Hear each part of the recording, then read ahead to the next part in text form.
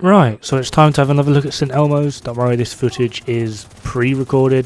The PTS isn't still up and I'm not hacking or anything, but we're going to look at St. Elmos with a gear set.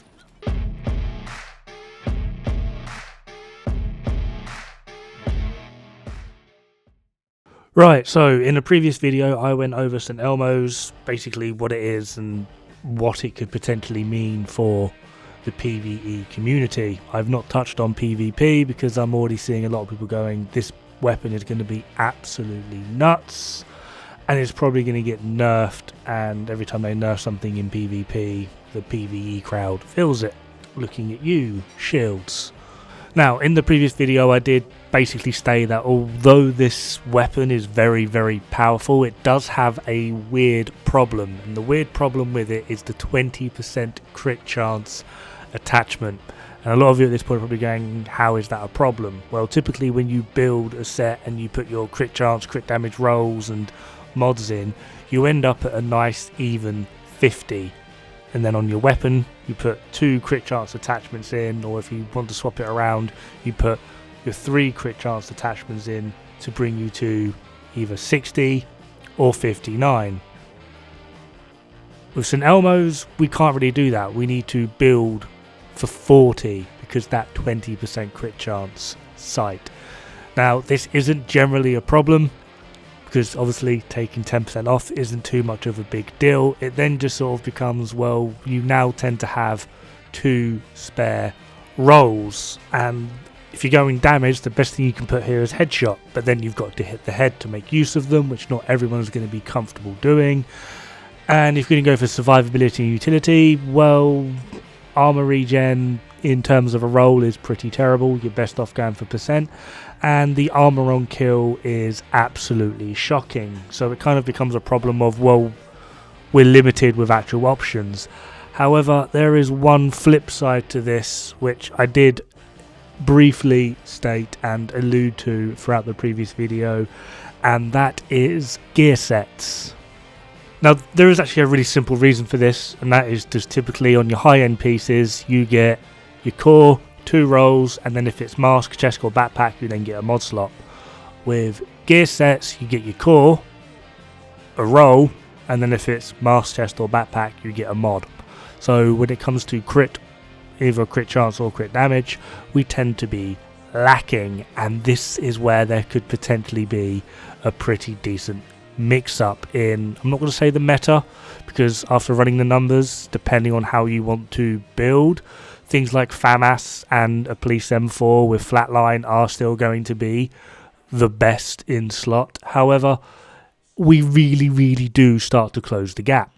So we're going to start off with the big boy, which is strikers. So 4-piece strikers, Coyote's mask, either Cheska or Grupo chest with a FAMAS. If you're running Cheska, you have 60% crit chance, and incorporating the close buff from Coyotes, you get 147% critical hit damage. If you run Grupo, you have 50% crit chance and 162% critical hit damage. Now in both scenarios we're using 2 critical hit chance attachments on our weapons and 1 critical hit damage attachment on our weapon. So logically we should go with Grupo and put on St. Elmos. What we end up with now is 60% crit chance and 182% critical hit damage. Now the flip side to this is I've not taken into account a weapon talent. So if we just look at it like this for now, this table clearly shows that Elmos on strikers with the Grupo chest is going to do quite a bit more than both FAMAS strikers G, which is Grupo, and C, which is Seska. However, like I said, I've not put a talent in. Now depending on what talent you put in could make or break this. Typically, and what I've advised is, if you're running strikers, it does lack quite a bit of utility, so putting a utility talent on is going to be quite beneficial, in which case what I have just shown you will hold true. But if you're some crazy person that wants to go maximum DPS and put something like strained on, this is what you would see.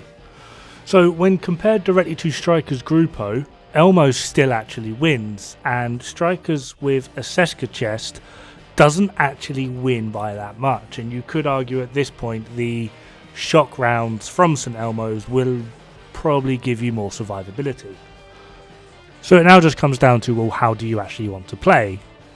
And in terms of a non-focused Strikers build, you could really at this point just say that St Elmo's in this regard is most likely going to become best in slot. Now with a lot of the other gear sets it does become quite convoluted, such as Negotiators. Typically people will use a Seska piece to make up some of the crit chance, although Negotiators itself does also come with crit chance on it, with the 2-set bonus being 15% crit chance. With St Elmo's you're able to forego the Seska piece on a lot of these builds, often just replacing it with maybe a Fenris piece for more AR damage, or putting Contractors or Foxes in potentially, adding a Gruppo piece if you haven't already for getting more critical hit damage, or potentially just going Walker Harris just for another 5% all weapon damage, which goes a little bit further than you might think, especially when we're limited for other options. Now one build I am interested in trying is something along the lines of this, Police M4 obviously being St Elmo's, Coyote's Mask, Gruppo piece somewhere, could also potentially go for the chest to get ourselves another 12% critical hit damage, but 4-piece Eclipse all rolled red. This gives us 60% crit chance and 182% critical hit damage with a 30% amplifier to enemies that are affected by a status effect. And we don't just have to rely on St Elmo's for the shock, we can also just run a foam with this. Or we can just go really crazy, swap in the Gruppo needs that I had to Seska and Coyote's Mask to Vile. Get a little bit more out of the shock.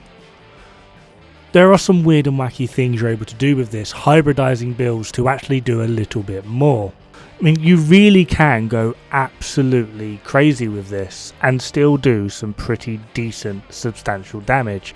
Here we've got 4-piece True Patriot with blue and Gruppo and Seska. This puts us to 58% critical hit chance. We have like 144% critical hit damage. Adding in the amplifiers and the capability from True Patriot along with the shock rounds, you should theoretically be able to do some pretty decent damage and also have some really good survivability, along with obviously increasing the mag size by another 30%, which hopefully will lead to the result of essentially having infinite friggin' shock rounds. This can be either seen as a plus or a negative depending on your group. However, on the note of True Patriot, I really do see that with this weapon, True Patriot making a slight comeback, simply just because of the increase in the mag size, 30% ammo capacity and 30% mag capacity. Although this is not the biggest boon in any gear set ever, on something along the lines of St Elmo's, where you have to build up 100 stacks, and then once you reach 100 stacks, reloading will give you a next magazine full of shock rounds. Honestly, for me, shock rounds are utterly useless on an AR because you end up putting 50 of them into a single target. Before you know it, you've got no shock rounds left. On the plus side, even while you have shock rounds, you can build up those stacks for the next magazine, theoretically meaning every other mag should be a shock round mag. With something along the lines of True Patriot in the works, there shouldn't really be too much difficulty in having it every magazine be shock rounds, therefore negating that entire process. Just shoot things. In short, all of the gear sets that are able to make use of an AR, which are most of them, Eclipse, Foundry, Future Initiative, Hardwired, Heartbreaker could be an interesting one, even Hunter's Fury would work with it. Negotiator's Dilemma, Ongoing Directive does seem like a good shout to get both shock and bleed rounds, however for the moment these seem to be cancelling each other out, so I'm not sure if that will be changing on release, but yeah, using Ongoing Directive with St Elmo's is a no-go at the moment. Rigger, Strikers, certainly. I can also see System Corruption being worthwhile. True Patriot is probably going to make some form of a comeback. I don't think it's going to become the best build ever, but I can certainly see it becoming very popular. St Elmo's with True Patriot. Umbra Initiative with St Elmo's is also another weird one. you can near enough become immortal. As long as you're able to apply shock at the right points when getting in and out of cover, you won't be taking damage during the regen phase of Umbra Initiative. So yeah, it's the sort of like, oh, I'm taking damage to shock that guy, get into cover, armor regen stacks back in. Yeah, it's just added CC for a build that heals you on the regular. So, in conclusion, because I've droned on long enough, I think, St. Elmo's is going to be utterly ridiculous on quite a lot of gear sets. Some of them are going to require a little bit of tweaking. Typically, we would use things like Seska to help bolster us on the crit side with a lot of gear set builds, unless they come with crit chance on them already, Negotiators, Umbra Initiative. However, we will no longer be needing to do that. We can literally use the weapon itself to bolster the effects of the gear sets, and from there it's basically just, yeah, free roam.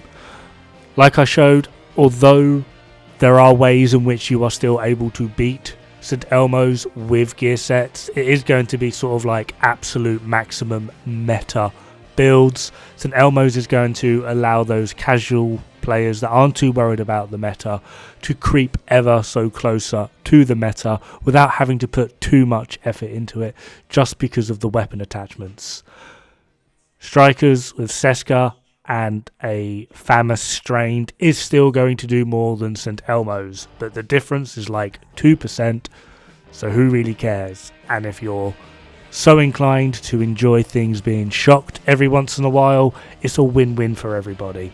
St. Elmo's on gear sets, as long as nothing changes, is going to be absolutely brilliant to play around with, and I personally cannot wait. Have fun, good luck, don't die. It's bad for the health.